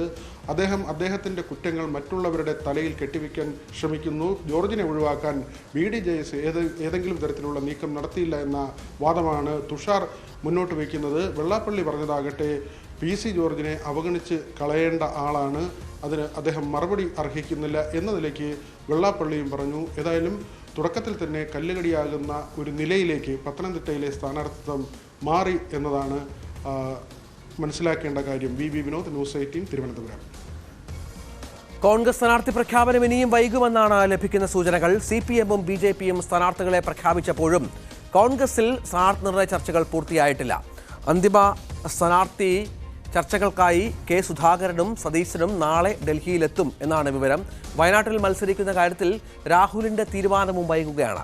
KPCC അധ്യക്ഷ പദം ഒഴിഞ്ഞ് കണ്ണൂരിൽ മത്സരിക്കാൻ സുധാകരനും താൽപ്പര്യമില്ല എന്നാണ് ലഭിക്കുന്ന സൂചനകൾ. മുസ്ലിം പ്രാതിനിധ്യം ഉറപ്പാക്കാൻ തലപുകയ്ക്കുകയാണ് നേതൃത്വം. ഔദ്യോഗിക പ്രഖ്യാപനമായില്ലെങ്കിലും കോൺഗ്രസിന്റെ നിയുക്ത സ്ഥാനാർത്ഥികൾ മണ്ഡലത്തിൽ സജീവമാണ്. രാജീവ് ചന്ദ്രശേഖർ BJP സ്ഥാനാർത്ഥിയാവുന്നത് വെല്ലുവിളിയല്ലെന്ന് തരൂർ പ്രതികരിച്ചു. രാജീവ് ചന്ദ്രശേഖരൻ എനിക്കറിയാം. അദ്ദേഹം പിന്നെ കുറേ വർഷങ്ങളായിട്ട് വലിയൊരു പ്രധാനപ്പെട്ട ബിസിനസ്മാനായിട്ട് അറിയപ്പെടുന്നു. അത് മാത്രമല്ല, അദ്ദേഹം ഇപ്പോൾ 1-2 വർഷമായിട്ട് മന്ത്രിയുമാണ്. അദ്ദേഹം ആദ്യത്തെ തവണയാണ് പക്ഷേ ജനങ്ങളുടെ വോട്ട് ആവശ്യപ്പെടാൻ ഇറങ്ങുന്നത്. അതൊരു നല്ല പുതിയ അനുഭവമാണ് അദ്ദേഹത്തിന്. നമ്മൾ കാണാം എങ്ങനെയായിരിക്കും. അദ്ദേഹം രാജ്യസഭയിൽ പ്രവർത്തിച്ചൊരു വ്യക്തി മാത്രമാണ്. പക്ഷേ പിന്നെ നിങ്ങൾക്കറിയാമല്ലോ, ഈ 15 വർഷം രാഷ്ട്രീയത്തിൽ ഒരു മനുഷ്യനെ ആക്ഷേപിച്ചിട്ടോ കുറ്റം പറഞ്ഞിട്ടോ അല്ല ഞാൻ ഇവിടെ ജയിച്ചിരിക്കുന്നത്. എൻ്റെ പ്രവർത്തനവും എൻ്റെ നിലപാടുമാണ് ഞാൻ ആൾക്കാരോട് ചൂണ്ടിക്കാണിക്കാൻ ഇറങ്ങുന്നത്. ഡാൻ കുര്യൻ വിവരങ്ങൾ പങ്കുവെക്കും. ഡാൻ, ഈ കോൺഗ്രസിന് സ്ഥാനാർത്ഥി നിർണയമാണ് ഇപ്പോൾ ഒരു അല്പം ഒരു സാവകാശം താമസം വരുന്നത് എന്നുള്ളതാണ്. ഇന്ന് ഡൽഹിയിലേക്ക് പോകുമെന്നായിരുന്നു. നാളെ ആയിരിക്കുമോ ഡൽഹി യാത്ര? നാളെ വൈകുന്നേരത്തോടു കൂടിയെങ്കിലും പ്രതീക്ഷിക്കാമോ പ്രഖ്യാപനം? ഏറ്റവും ഒടുവിൽ ലഭ്യമാകുന്ന സൂചന അനുസരിച്ച് KPCC അധ്യക്ഷൻ K. സുധാകരൻ ഇന്ന് വൈകുന്നേരം തന്നെ ഡൽഹിയിലെത്തും എന്ന വിവരങ്ങളാണ് പുറത്തു വരുന്നത്. അങ്ങനെയാണെങ്കിൽ ഇന്ന് തന്നെ ചർച്ച നടക്കുമോ എന്ന കാര്യത്തിൽ കൃത്യമായ വിവരങ്ങൾ ഇല്ല. ഒരുപക്ഷെ അത് നാളെയായിരിക്കും ഹൈക്കമാൻഡ് നേതൃത്വവുമായി ചർച്ച നടത്തുക. എന്തായാലും ബുധനാഴ്ചക്കകത്ത് സ്ഥാനാർത്ഥി പ്രഖ്യാപനം ഉണ്ടായേക്കും എന്ന സൂചനകളാണ് ഇപ്പോൾ ലഭ്യമാകുന്നത്. എന്തായാലും 2-3 മണ്ഡലങ്ങളുടെ കാര്യത്തിലാണ് ഇപ്പോഴും അനിശ്ചിതത്വം തുടരുന്നത്. അതിൽ തന്നെ നമുക്കറിയാം വയനാടുമായി ബന്ധപ്പെട്ട ചർച്ചകൾ കഴിഞ്ഞ ആഴ്ച തന്നെ തുടങ്ങിയതാണ്. പക്ഷേ കൃത്യമായ ഒരു ധാരണയിലേക്ക് എത്താൻ നേതൃത്വത്തിന് കഴിയുന്നില്ല ദേശീയ തലത്തിൽ എന്ന വിവരങ്ങളാണ് പുറത്തു വരുന്നത്. പക്ഷേ രാഹുൽ ഗാന്ധി തന്നെ കേരള നേതൃത്വത്തിൻ്റെ താല്പര്യത്തിന് സമ്മതം മൂളിയേക്കും എന്ന തരത്തിലുള്ള സൂചനകളുമുണ്ട്. അതോടൊപ്പം തന്നെ പത്തനംതിട്ടയിൽ നേരത്തെ സംശയമുണ്ടായിരുന്നു. പക്ഷേ അത്തരത്തിൽ ഒരു മാറ്റത്തിനുള്ള സാധ്യതയില്ല എന്ന സൂചനകളാണ് ഏറ്റവും ഒടുവിൽ ലഭ്യമാകുന്നത്. മാവേലിക്കരയുടെ കാര്യത്തിൽ അടക്കമാണ് ഇപ്പോൾ ചില ചർച്ചകൾ നടന്നുകൊണ്ടിരിക്കുന്നത്. എന്തായാലും KPCC അധ്യക്ഷനും പ്രതിപക്ഷ നേതാവ് VD സതീശനും ഡൽഹിയിലെത്തി ഹൈക്കമാൻഡ് നേതൃത്വവുമായി നടത്തുന്ന കൂടിക്കാഴ്ചയ്ക്ക് ശേഷമായിരിക്കും അന്തിമ സ്ഥാനാർത്ഥി പ്രഖ്യാപനം ഉണ്ടാകുക. അതിന് മുന്നോടിയായി ഓൺലൈനായി കേരള നേതാക്കൾ ഹൈക്കമാൻഡ് നേതൃത്വത്തിലുള്ള പ്രമുഖരുമായി കഴിഞ്ഞ ദിവസം ചർച്ച നടത്തിയിരുന്നു. അതിലുണ്ടാക്കിയ ധാരണയുടെ അടിസ്ഥാനത്തിലാണ് തുടർ ചർച്ചകൾ പുരോഗമിച്ചുകൊണ്ടിരിക്കുന്നത്. ബുധനാഴ്ചയ്ക്കകം സ്ഥാനാർത്ഥി പ്രഖ്യാപനം നടത്താനുള്ള സാധ്യതയാണ് നിലവിലുള്ളത്. രഞ്ജിത്ത്, ശരി. ഇടതുമുന്നണിയുടെ സ്ഥാനാർത്ഥികൾ നേരത്തെ തന്നെ പ്രചരണം തുടങ്ങിയത് കോൺഗ്രസിന്റെ സാധ്യതകളെ ബാധിക്കില്ലെന്നാണ് എറണാകുളം സിറ്റിംഗ് MP ഹൈബി ഈഡന്റെ പ്രതികരണം. വികസനവും രാഷ്ട്രീയവും ചർച്ചയാകും. സിറ്റിംഗ് MP എന്ന നിലയിൽ സ്ഥാനാർത്ഥി നിർണയത്തിൽ പരിഗണന ലഭിക്കുമെന്നാണ് കരുതുന്നത്. എല്ലാ വിഭാഗം ജനങ്ങളും കേന്ദ്ര സർക്കാരുകളുടെ ഭരണത്തിന് കീഴിൽ പ്രതിസന്ധിയിലാണ്. LDF സർക്കാരിനെതിരായ വിധിയെഴുത്താകുമെന്നും അദ്ദേഹം പറഞ്ഞു. ലോക്സഭാ തെരഞ്ഞെടുപ്പിൻ്റെ ചൂടിലേക്ക് പൊതുവെ മണ്ഡലങ്ങളെല്ലാം തന്നെ എത്തുകയാണ്. കേരളത്തിൽ ആദ്യഘട്ട പട്ടികയിലേക്ക് BJP വന്നിരിക്കുന്നു. ഇടതുമുന്നണിയും പ്രഖ്യാപനങ്ങളുമായി. അപ്പോഴും UDFിൻ്റെ കോൺഗ്രസിൻ്റെ ഒരു പ്രഖ്യാപനങ്ങളിലേക്ക് പൂർണ്ണമായും തന്നെയും കടന്നിട്ടില്ല. നമുക്കൊപ്പം എറണാകുളം ലോക്സഭാ മണ്ഡലം സിറ്റിംഗ് MP കൂടിയായ ഹൈബി ഈഡൻ ചേരുകയാണ്. ഒരു ഔദ്യോഗിക പ്രഖ്യാപനത്തിലേക്ക് വന്നിട്ടില്ല എങ്കിൽ കൂടിയും പൊതുവിൽ താങ്കൾ തന്നെയാണ് സ്ഥാനാർത്ഥി എന്ന രീതിയിലാണ് അടക്കം പറച്ചിലുകൾ. അങ്ങനെ ഒരു പ്രഖ്യാപനത്തിലേക്ക് എത്തുന്നു? അല്ല, ഔപചാരികമായ പ്രഖ്യാപനം സെൻട്രൽ ഇലക്ഷൻ കമ്മിറ്റി സ്ക്രീനിംഗ് കമ്മിറ്റിക്ക് ശേഷം ഉണ്ടാവും. ബഹുമാനപ്പെട്ട പ്രതിപക്ഷ നേതാവും KPCC അധ്യക്ഷനും എല്ലാം അതിനുവേണ്ടി ഡൽഹിയിൽ ചർച്ചകൾ നടത്തിക്കൊണ്ടിരിക്കുകയാണ്. വലിയ കാലതാമസമില്ലാതെ തന്നെ കോൺഗ്രസിൻ്റെ സ്ഥാനാർത്ഥി പട്ടിക പുറത്തു വരും. അപ്പോൾ സ്വാഭാവികമായിട്ടും സിറ്റിംഗ് MP എന്നുള്ള രീതിയിൽ സ്വാഭാവികമായിട്ടും എൻ്റെ പേര് കൂടി പരിഗണിക്കുന്നുണ്ട് എന്നാണ് ഞാൻ മനസ്സിലാക്കിയത്. ആദ്യഘട്ട പ്രഖ്യാപനങ്ങളിലേക്കൊക്കെ എത്തുമ്പോൾ പൊതുവിൽ ഇടതുമുന്നണി അവരൊരു സർവ്വസജ്ജമായ ഒരു ക്യാമ്പയിനിങ് കാര്യങ്ങളിലൂടെ മുന്നിൽ പോകുന്നു. ഇത്തവണ തരംഗം കൂടുതലുണ്ടാക്കാൻ കഴിയുമെന്നൊരു പ്രതീക്ഷയ്ക്കണം. എങ്ങനെ അതിനെല്ലാം വിലയിരുത്തുന്നു? അല്ല, കഴിഞ്ഞ തവണ ശ്രീ P. രാജീവിൻ്റെ സ്ഥാനാർത്ഥി പ്രഖ്യാപനം കഴിഞ്ഞു. ഏകദേശം 9 ദിവസം കഴിഞ്ഞാണ് UDFിൻ്റെ കോൺഗ്രസിൻ്റെ സ്ഥാനാർത്ഥികളെ പ്രഖ്യാപിച്ചത്. 9 ദിവസം കഴിഞ്ഞാണ് UDFിൻ്റെ കോൺഗ്രസിൻ്റെ സ്ഥാനാർത്ഥികളെ പ്രഖ്യാപിച്ചത്. 9 ദിവസം കഴിഞ്ഞാണ് UDFിൻ്റെ കോൺഗ്രസിൻ്റെ സ്ഥാനാർത്ഥികളെ പ്രഖ്യാപിച്ചത്. 9 ദിവസം കഴിഞ്ഞാണ് UDFിൻ്റെ കോൺഗ്രസിൻ്റെ സ്ഥാനാർത്ഥികളെ പ്രഖ്യാപിച്ചത്. അപ്പോൾ അതൊരു ആശങ്ക ഉണ്ടാക്കും. അതിനുള്ള യാതൊരു സാധ്യതയുമില്ല. കാരണം സെൻട്രൽ ഗവൺമെൻറ് അല്ലെങ്കിൽ കേന്ദ്ര ഇലക്ഷൻ കമ്മിറ്റി തെരഞ്ഞെടുപ്പ് വിജ്ഞാപനം പുറപ്പെടുവിച്ചിട്ടില്ല. പുറപ്പെടുവിച്ച് ഏത് ഘട്ടത്തിലാണ് കേരളത്തിലെ തെരഞ്ഞെടുപ്പ് എന്നത് വന്നതിന് ശേഷമായിരിക്കും നമ്മൾക്ക് വളരെ സജീവമായി എല്ലാ രാഷ്ട്രീയ പാർട്ടികളും തെരഞ്ഞെടുപ്പിലേക്ക് പോകുന്നത്. സ്വാഭാവികമായി MP എന്നുള്ള രീതിയിൽ ചെയ്തു തീർക്കേണ്ടതായിട്ടുള്ള കുറച്ച് ഉത്തരവാദിത്തങ്ങളുണ്ട് ഔദ്യോഗികമായ പരിപാടികൾക്കിന്നും. അതുകൊണ്ട് എല്ലാ ദിവസവും അത്തരം പരിപാടികളിലും സാമൂഹ്യ പരിപാടികളിലൊക്കെ പോയിക്കൊണ്ടിരിക്കുകയാണ്.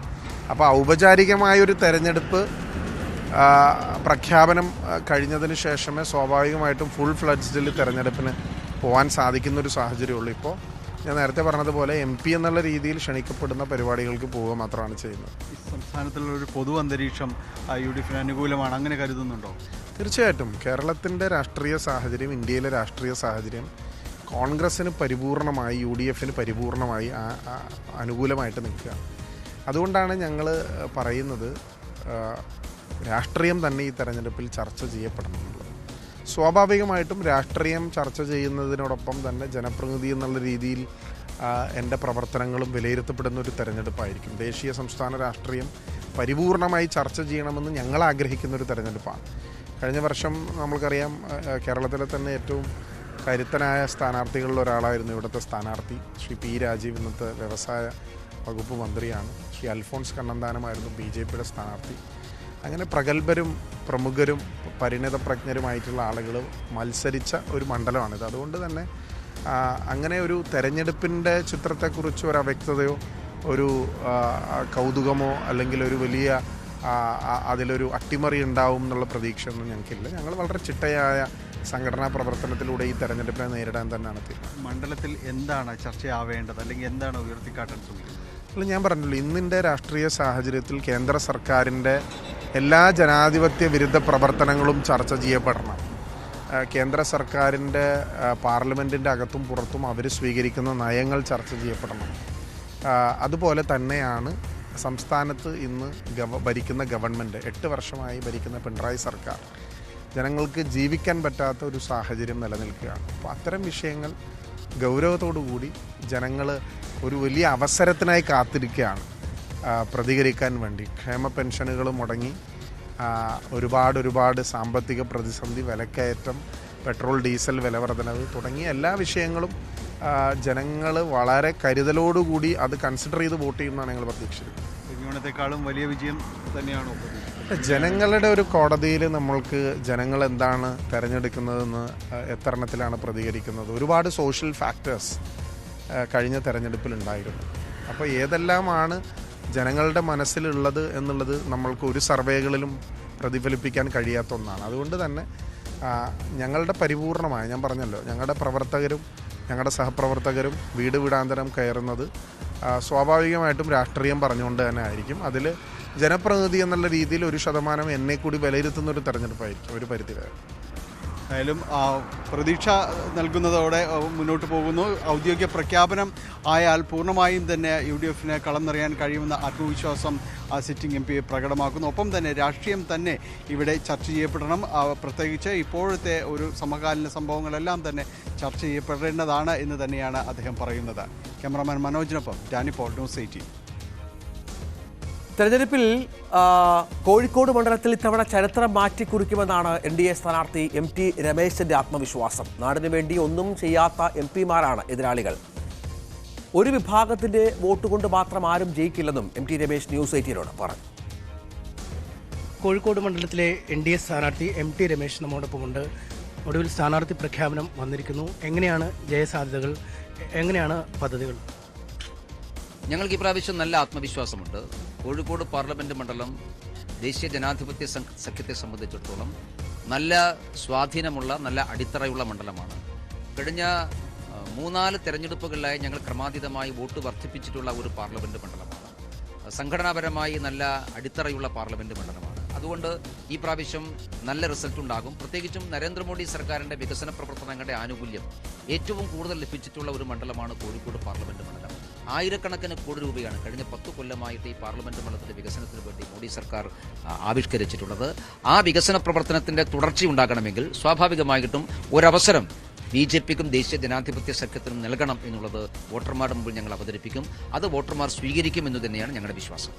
2 എംപിമാരെയാണ് നേരിടേണ്ടി വരുന്നത്. ഒരു MP അദ്ദേഹം ചെയ്ത വികസന പ്രവർത്തനങ്ങളൊക്കെ അക്കമിട്ട് നിർത്തി എത്ര രൂപ മണ്ഡലത്തിന് വേണ്ടി ചെലവഴിച്ചു എന്നതൊക്കെ ചൂണ്ടിക്കാട്ടി മത്സരിക്കുന്നു. അടുത്തയാൾ പങ്കെടുത്ത ഡിബേറ്റുകൾ, ദേശീയ തലത്തിൽ നടത്തിയ ഈ BJPക്ക് നടത്തിയ പോരാട്ടങ്ങൾ എന്നിവയൊക്കെ ചൂണ്ടിക്കാട്ടിയാണ് മത്സരിക്കുന്നത്. ഈ 2 എംപിമാരോടുള്ള മത്സരത്തെ എങ്ങനെ കാണുന്നു?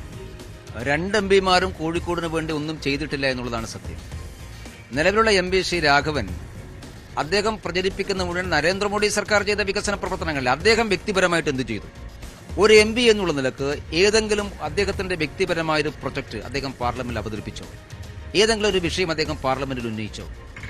മോഡി സർക്കാർ വരുന്നതിന് മുമ്പുള്ള 5 വർഷക്കാലമുണ്ട്. ആ 5 വർഷക്കാലം രാഘവൻ എന്ത് ചെയ്യായിരുന്നു പാർലമെന്റിൽ? കോഴിക്കോട് എന്തെങ്കിലും വികസനം ഉണ്ടായോ?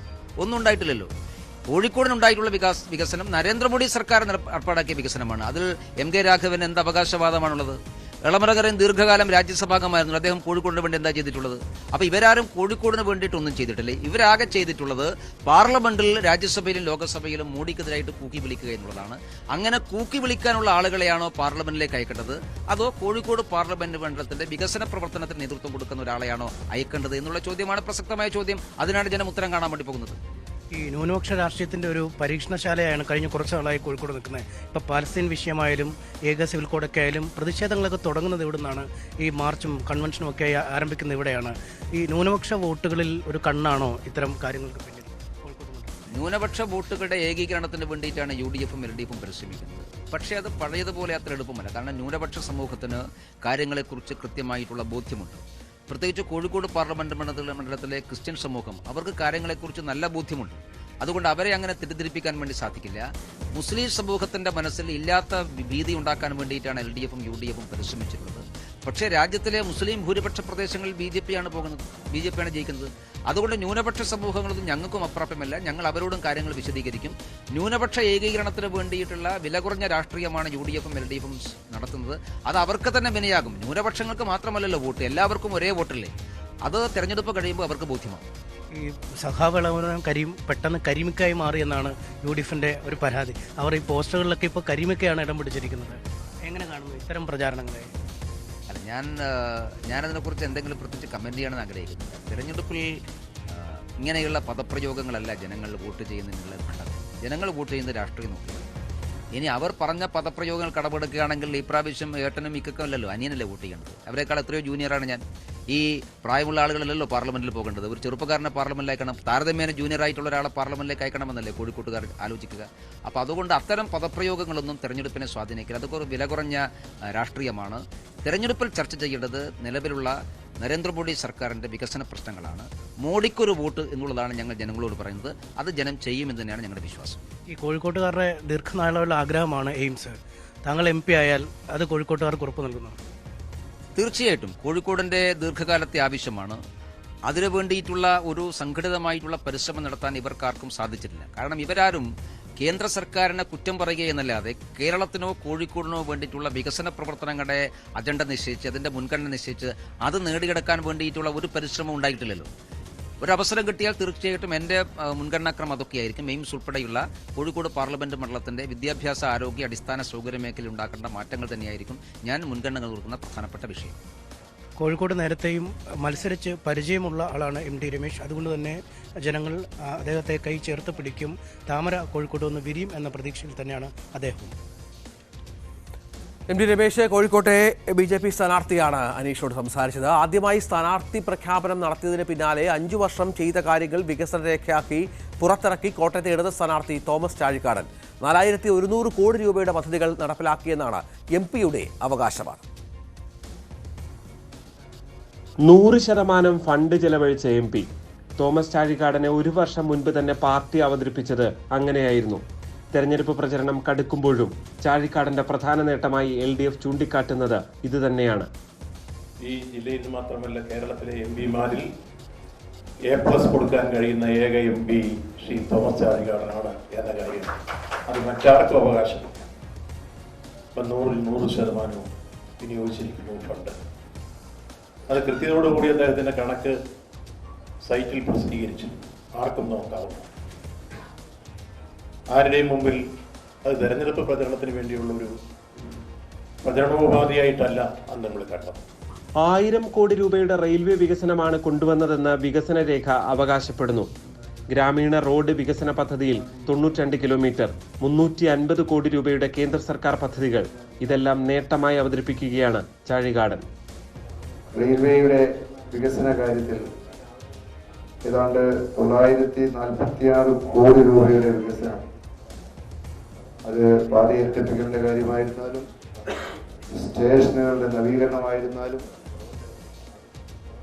വിവിധ മേൽപ്പാലങ്ങളുടെ നിർമ്മാണത്തിന്റെ കാര്യത്തിലായിരുന്നാലും ഒക്കെ വലിയ മുന്നേറ്റം നടത്താൻ കഴിഞ്ഞു എന്നതിൽ അഭിമാനമുണ്ട്, സന്തോഷമുണ്ട്. ഒരു പരിധിവരെ അതിന്റെ അംഗീകാരം കൂടിയായി ഞാൻ കാണുന്നു. ഇന്നലെ പത്രങ്ങളിലൊക്കെ വന്ന ഒരു കാര്യമുണ്ട്. രാജ്യത്തെ 150 റെയിൽവേ സ്റ്റേഷനുകളിൽ വൃത്തിയും മികവുമുള്ള ഭക്ഷണം വിതരണം ചെയ്യുന്ന സ്റ്റേഷനുകളുടെ ലിസ്റ്റ് അതിൽ കോട്ടയവും ഉൾപ്പെട്ടിട്ടുണ്ട് എന്നത് അഭിമാനകരമായ നേട്ടമാണ്. Party chairman Jose K Mani, മന്ത്രി റോഷി അഗസ്റ്റിൻ, ജില്ലയിലെ ഇടത് സംഘടനാ നേതാക്കൾ തുടങ്ങിയവർ പ്രകാശന ചടങ്ങിൽ പങ്കെടുത്തു. G Sreejith, news 18 Kottayam. തിരുവനന്തപുരത്ത് ഇടതുമുന്നണി സ്ഥാനാർത്ഥി പന്ന്യൻ രവീന്ദ്രൻ ന്യൂസ് 18 ഓഫീസിലെത്തി. തെരഞ്ഞെടുപ്പ് പ്രചാരണത്തിന്റെ ഭാഗമായിട്ടായിരുന്നു പന്ന്യന്റെ സന്ദർശനം.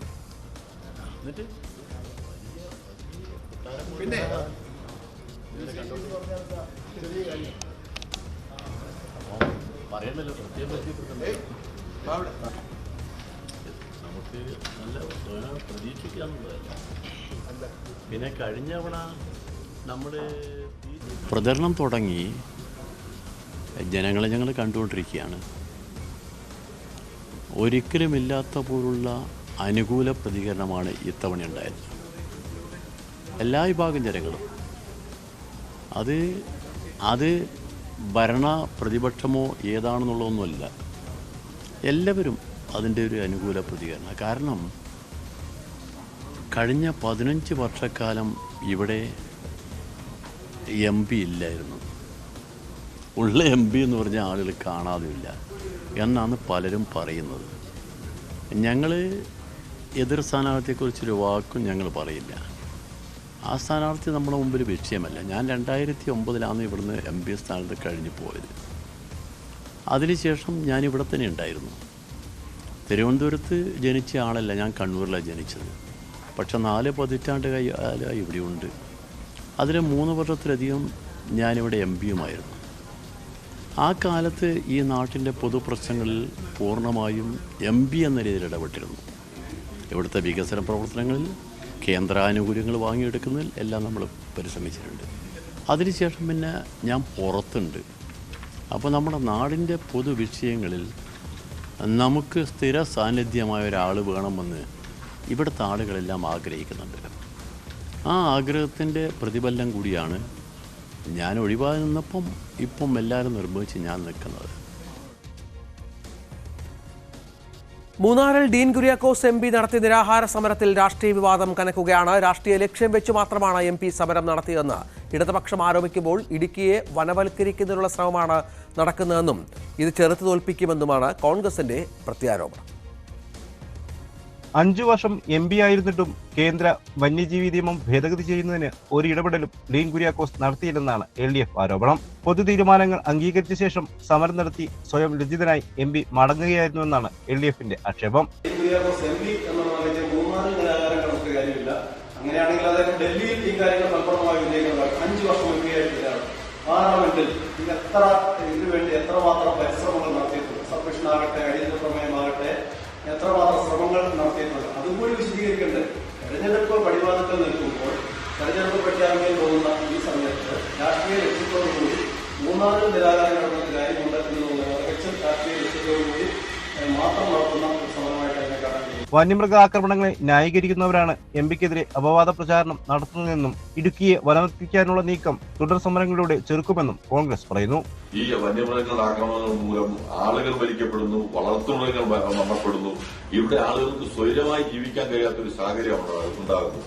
അത് പരിഹരിക്കണമെന്ന് ആവശ്യപ്പെട്ടുകൊണ്ട് ഒരു ജനപ്രതിനിധി സമരം ചെയ്യുമ്പോൾ ആ ജനപ്രതിനിധിയോടൊപ്പം നിൽക്കേണ്ടവരാണ് ഈ വിവിധ രാഷ്ട്രീയ പാർട്ടിയുടെ ആളുകൾ എന്ന് ഓർമ്മപ്പെടുത്താൻ ഞങ്ങൾ ഈ അവസരം വിനിയോഗിക്കുക. വരും ദിവസങ്ങളിൽ ആരോപണ പ്രത്യാരോപണങ്ങൾ കൂടുതൽ ശക്തമാകാനാണ് സാധ്യത. ന്യൂസ് 18 ഇടുക്കി.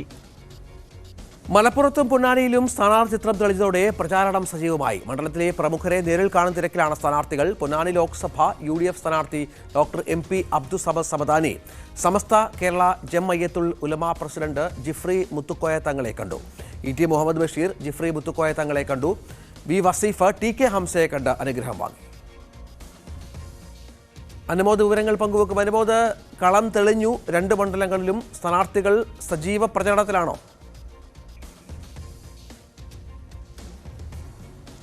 ഇന്ന് ഞായറാഴ്ച ആയതുകൊണ്ട് തന്നെ പ്രമുഖരെ നേരിൽ കാണുന്നതിനാണ് ഇന്ന് രാവിലത്തെ സമയം മുഴുവൻ സ്ഥാനാർത്ഥികൾ വിനിയോഗിച്ചിട്ടുള്ളത്. പൊന്നാനിയിലെയും മലപ്പുറത്തെയും സ്ഥാനാർത്ഥികൾ ഇന്ന് മണ്ഡലങ്ങളിലെ പ്രമുഖരെ നേരിട്ട് കണ്ടു.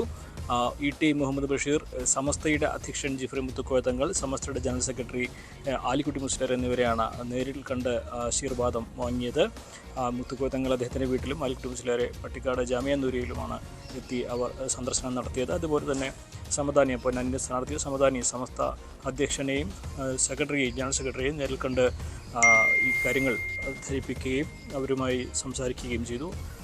അതേപോലെ ഇന്ന് ഇടതുപക്ഷത്തിൻ്റെ സ്ഥാനാർത്ഥികളും പ്രമുഖരെ നേരിൽ കാണുന്നതിനാണ് ഈ ഒരു സമയം വിനിയോഗിച്ചിട്ടുള്ളത്. വസീഫ് മഞ്ചേരി മണ്ഡലത്തിലാണ് ഇന്ന് അദ്ദേഹത്തിൻ്റെ രാവിലെ നേരിൽ ആളുകളെ കൂടിക്കാഴ്ചയ്ക്കും മറ്റും ഉപയോഗിച്ചത്. മഞ്ചേരി മണ്ഡലത്തിലാണ് അദ്ദേഹം ഉണ്ടായിരുന്നത്. നമുക്കറിയാം TK ഹംസ മലപ്പുറത്തിൻ്റെ ചരിത്രത്തിൽ ആദ്യമായി പാർലമെൻറ്റിലെത്തിയ ഇടതുപക്ഷ മഞ്ചേരിയിൽ നിന്നും തിരഞ്ഞെടുക്കപ്പെട്ട MP ആണ് അദ്ദേഹം. അദ്ദേഹവുമായിട്ടാണ് വസീഫ് ഇന്ന് കൂടിക്കാഴ്ച നടത്തിയത്. വസീഫ് ഈ ഒരു ഹംസയുടെ ചരിത്രം വസീഫ് ആവർത്തിക്കുമെന്നൊരു പ്രതീക്ഷയും ഹംസ പങ്കുവയ്ക്കുകയുണ്ടായി. പൊന്നാനിയിലെ KS ഹംസയാണെങ്കിലും പൊന്നാനിയിലാണ് ഇന്ന് രാവിലെ ഉണ്ടായിരുന്നത്. അതിനുശേഷം അദ്ദേഹം ചിലരെ കൂടിക്കാഴ്ച നടത്തിയായി മണ്ഡലത്തിൽ യാത്ര ചെയ്തുകൊണ്ടിരിക്കുകയാണ്. BJPയുടെ സ്ഥാനാർത്ഥികളെ നിശ്ചയിച്ചെങ്കിലും അവർ ഇന്ന് വൈകുന്നേരത്തോടെ മണ്ഡലങ്ങളിൽ സജീവമാകുമെന്നാണ് അറിയാൻ കഴിയുന്നത്. 2 പേരും അടുത്ത ദിവസം മുതലായിരിക്കും മണ്ഡലത്തിലെ പ്രചാരണങ്ങൾ തുടങ്ങുക. രഞ്ജിത്ത്. CB അനുമോദാണ് വിവരങ്ങൾ പങ്കുവച്ചത്. നമുക്കൊരു ഇടവേളയ്ക്ക് ശേഷം കൂടുതൽ വാർത്തകളിലേക്ക് തിരിച്ചു വരാം.